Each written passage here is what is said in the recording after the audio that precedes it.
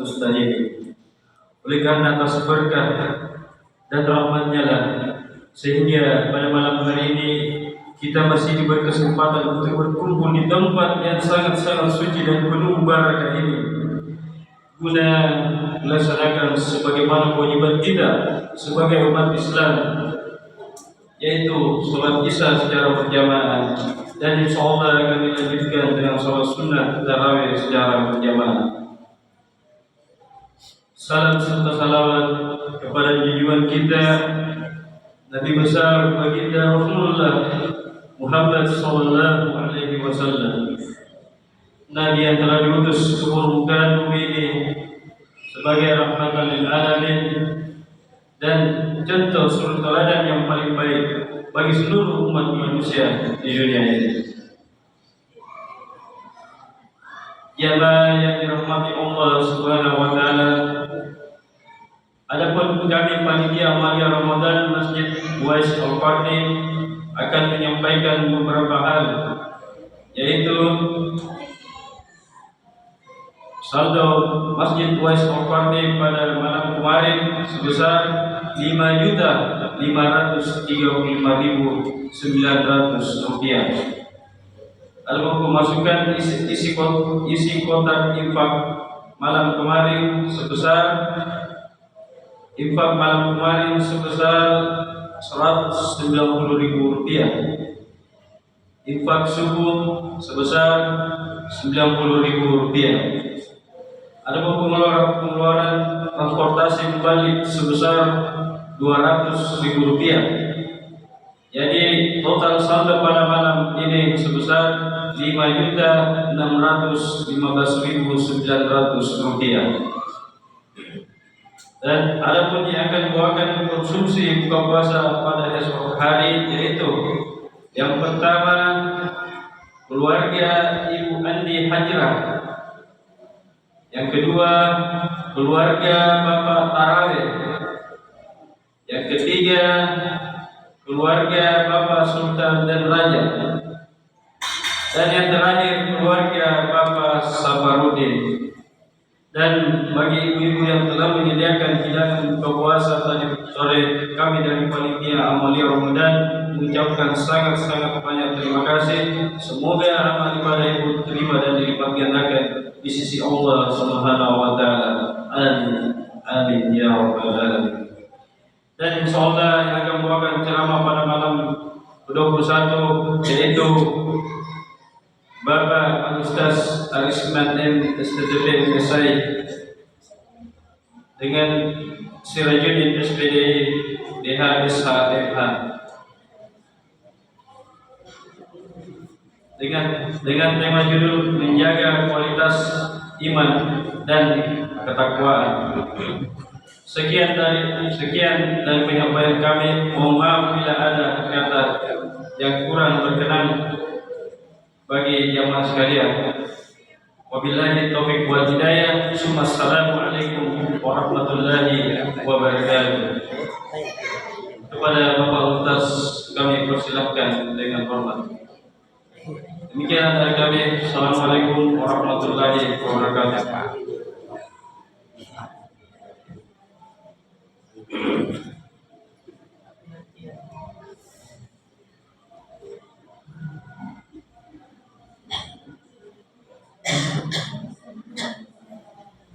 Assalamualaikum warahmatullahi wabarakatuh.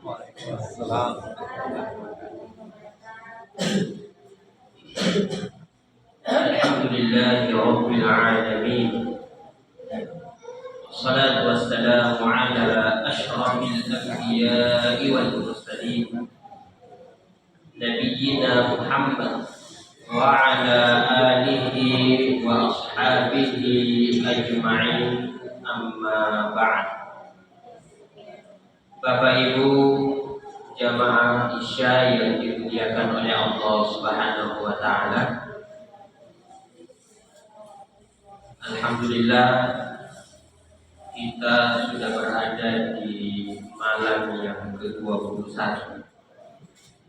Berarti kita sudah memasuki 10 terakhir dari bulan suci Ramadan. Dan sebahagian saudara kita sejak tadi malam ya, sudah masuk 10 terakhir dari bulan suci Ramadan. Ini adalah nikmat yang sangat besar, Bapak Ibu sekalian, ketika kita dipertemukan dengan bulan Ramadan dalam keadaan sehat walafiat, dalam keadaan punya kesempatan untuk beribadah. Apalagi ketika kita sudah berada di 10 terakhir, di mana memang 10 terakhir ini adalah malam-malam yang luar biasa. Bahkan di dalamnya ada satu malam yang dirahasiakan oleh Allah, yaitu malam Al-Qadar, yang ibadah yang dilakukan kepadanya atau di dalamnya khairun min alfi syahr, lebih baik daripada 1000 bulan atau sekitar 83 tahun. Bagaimana cara mensyukurinya Bapak Ibu sekalian? Kita gunakan semua potensi yang kita miliki, waktu, kesehatan, dan mungkin jabatan bagi kita, ya termasuk bagi kepala keluarga, untuk betul-betul memaksimalkan sarana-sarana tadi atau fasilitas tadi sebagai sarana untuk mendekatkan diri kita kepada Allah. Yang dititipi banyak rezeki oleh Allah atau ada rezeki, mari kita limpahkan ya, karena ini adalah kesempatan di mana ya amalan kita itu luar biasa. Ya, jadi cara mensyukurinya adalah menyadari bahwasanya ini adalah pemberian Allah kepada kita, karena banyak juga yang mau maksimal di 10 terakhir ternyata dia sakit atau keluarganya sakit sehingga dia fokus untuk merawat keluarga. Selanjutnya kita berselawat kepada baginda Rasulullah sallallahu alaihi wasallam. Allahumma shalli ala Muhammad wa ala ali Muhammad kama shallaita ala Ibrahim wa ali Ibrahim innaka Hamidum Majid. Dan juga kita memberi salam kepada beliau, assalamu alayka ya Rasulullah. Jemaah Bapak Ibu sekalian, adik-adik sudah tidak ada ya, yang biasanya tulis tema. Tema kita pada malam hari ini adalah menjaga kualitas iman dan ketakwaan kepada Allah Subhanahu wa Ta'ala. Iya, dan memang ini adalah target kita. Berramadan, target kita adalah bagaimana menjadi alumni Ramadan dengan predikat sebagai muttaqin, predikat sebagai orang-orang yang bertakwa. Dan ini memang tujuan daripada syariat puasa, kutiba alaikumus syiyam kama kutiba alal ladzina min qablikum la'allakum tattaqun, agar kalian bertakwa. Di sisi lain memang ini adalah kewajiban kita menjaga keimanan kita dan ketakwaan. Rasulullah sallallahu alaihi wasallam menyebutkan bahwasanya al-iman yazidu wa yanqus. Iman seseorang itu dapat bertambah dan dapat berkurang. Nah, ketika kita berada di dunia ini, dalam kehidupan kita, tugas utama kita adalah bagaimana meningkatkan keimanan kita dan menjaga jangan sampai kita kehilangan keimanan. Begitu pentingnya ini. Setiap Jumat diingatkan oleh para sahabat, ya ayyuhalladzina amanu, wahai orang-orang yang beriman, ittaqullaha haqqa tuqatih, bertakwalah kepada Allah dengan sebenar-benar takwa, wala tamutunna illa wa antum muslimun, jangan sampai kalian meninggal dalam keadaan tidak muslim, dalam keadaan tidak berserah diri kepada Allah, dalam keadaan menentang aturan Allah Subhanahu wa Ta'ala. Kita tidak tahu kapan kita meninggal. Tidak ada kontrak yang kita tanda tangani bahwa umur kita 10 tahun, 20 tahun, 30 tahun kita akan dipanggil pada hari sekian kita. Yaitu di antara ilmu gaib.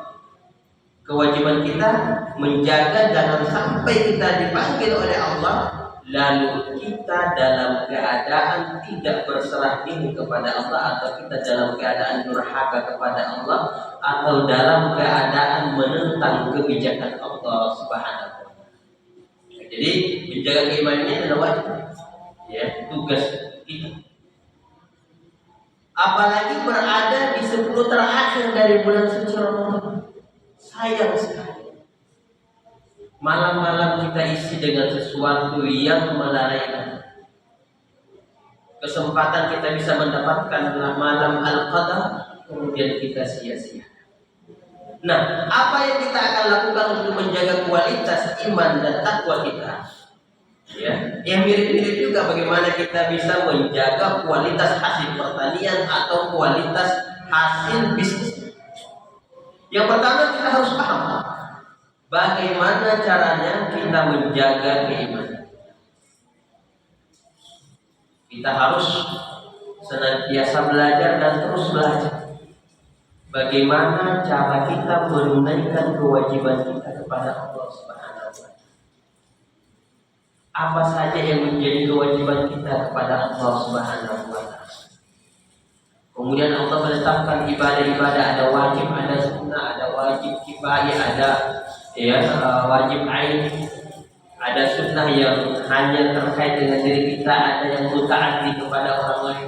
Itu yang perlu untuk kita pelajari supaya kita betul-betul bisa meningkatkan keimanan kita. Karena dari ketika kita membaca ayat-ayat suci Al-Quran, ternyata untuk meningkatkan keimanan kita adalah berupaya melakukan ketaatan dan menambah ketaatan. Dalam ayat yang lain, ya ayyuhalladzina aminu billahi wa rasul. Orang beriman disuruh untuk beriman, maknanya adalah tambah. Orang makan disuruh makan, dia tambah. Jadi kalau kita sudah beriman, diajak lagi oleh Allah untuk beriman, maksudnya tambah keimanan, tambah kualitasnya, tambah kualitas. Apakah iman berkualitas? Ya, iman itu kan keyakinan. Mungkin saja kita sudah tahu Allah itu Maha Razzaq. Secara ini kita paham, tapi kita mau melihat sejauh mana kualitas keimanan kita, dilihat sejauh mana tertanam bahwasanya Allah Maha memberi rezeki dalam kehidupan. Kalau kehidupan kita dalam keadaan stabil, Bapak Ibu sekalian, ini aman-aman saja. Tapi ketika kita dalam keadaan diuji oleh Allah dengan kemiskinan, lalu ada kebutuhan-kebutuhan kita yang sangat mendesak membutuhkan biaya, lalu di hadapan kita ada hal-hal yang abu-abu, di depan ada pinjaman yang menawarkan pinjaman tapi berbunga. Disitulah diuji kualitas keimanan. Nah, bagaimana caranya ini? Ini kembali lagi kepada hadis qudsi yang pernah saya sampaikan pada malam 6 kemarin.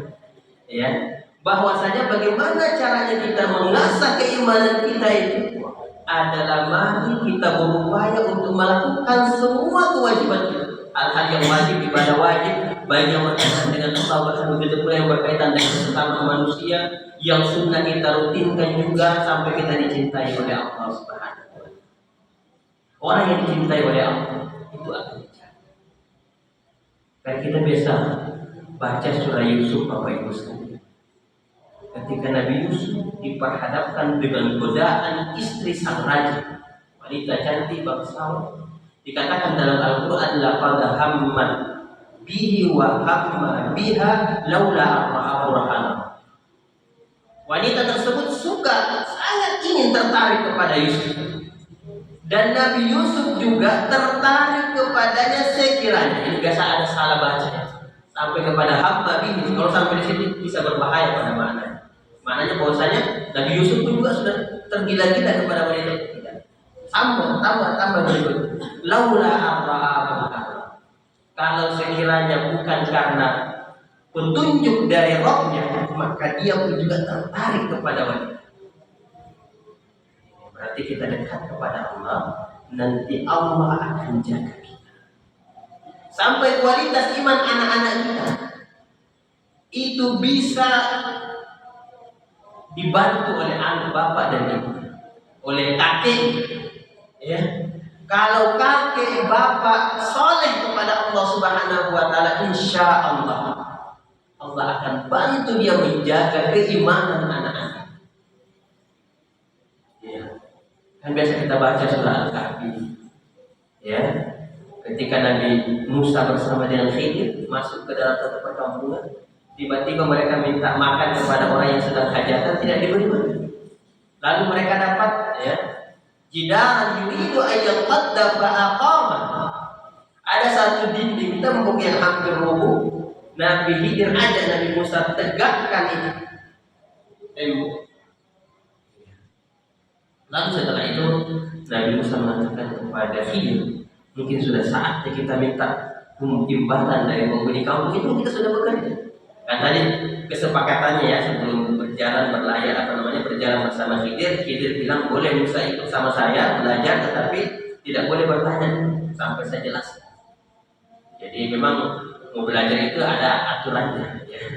Ada kontrak kuliahnya. Nah, ketika dipecat karena sudah 3 kali bertanya, dikatakan wa ammal jidaru fakana li gulamaini yatimaini wa kana abuhuma shalihah. Dan dulu bapaknya adalah orang saleh, dan para mufassir mengatakan bukan bapak langsungnya tapi kakek. Ya, dalam Al-Qur'an kadang kakek disebut dengan bapak. Awalau kana abahum la yaqiluna syai'a. Apakah sekiranya bapak-bapak mereka tidak mengetahui sesuatu, apakah orang-orang Quraisy juga mengikutinya, maksudnya nenek moyangnya. Nah, begini. Kalau kita sulit untuk melakukan ketaatan, perhatikan bagaimana selama ini. Apakah kita betul-betul menjaga yang wajib, merutinkan yang sunnah? Ya, begitu pula kalau kita melihat, ya, anak-anak kita agak sulit, lihat kepada orang diri kita, jangan sampai kita ini kurang sulit. Ya. Orang salah mengatakan kami merasakan kemaksiatan yang kami lakukan atau kesalahan yang kami lakukan pada istri dan anak. Kalau istrinya suka membangkang dulu, anak-anak kurang siap diambil. Dia lihat orang ini kurang dekat kepada Allah, semakin dekat lagi kepada Allah. Allah jamin kan, walladzina jahadu fina lanahdiyannahum subulana. Yang bersungguh-sungguh melakukan ketaatan, Allah akan membukakan dia pintu-pintu ketaatan atau memudahkan dia untuk melakukan kebaikan-kebaikannya.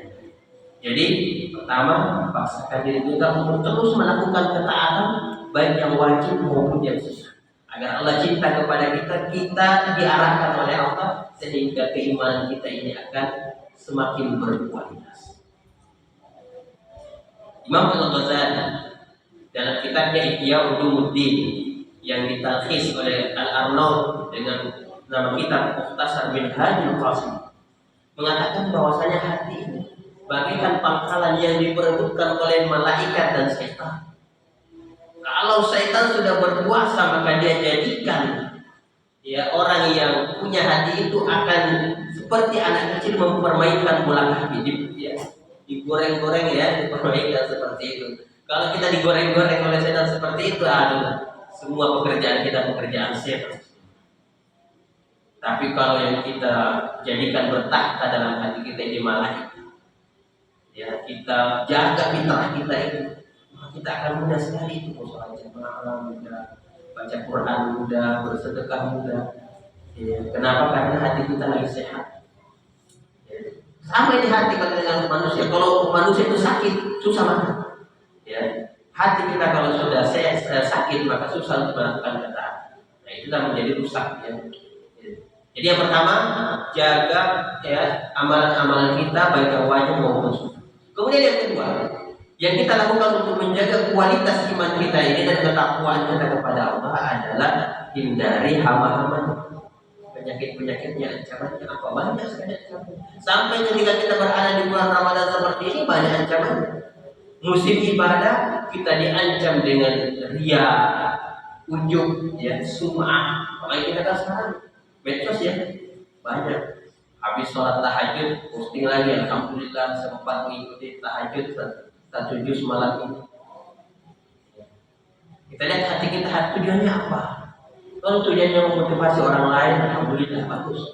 Tapi kalau tujuannya kita mau dikatakan baik, bisa merusak. Ria kan seperti itu. Dikatakan bahwasanya orang-orang yang ria itu melakukan amalan yang banyak, kemudian dia melakukannya karena ria, ya, ibaratnya banyak amalannya tapi kali nol.